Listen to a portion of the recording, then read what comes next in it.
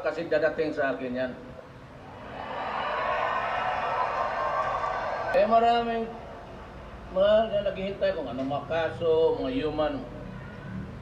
Huwag lang yung human trafficking ha.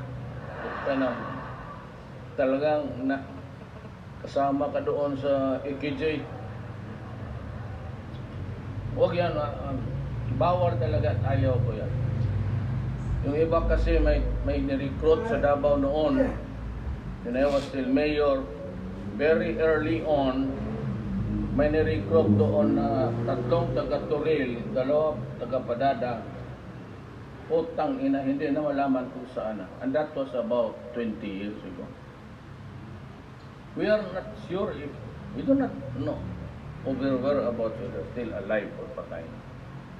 Or where they were sold to the slave markets in Africa. Kaya ako nasasaktan.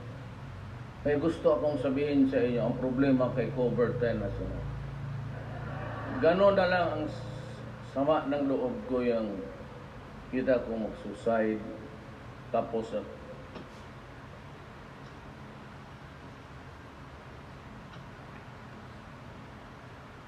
panunukin mo muna ako ng laway.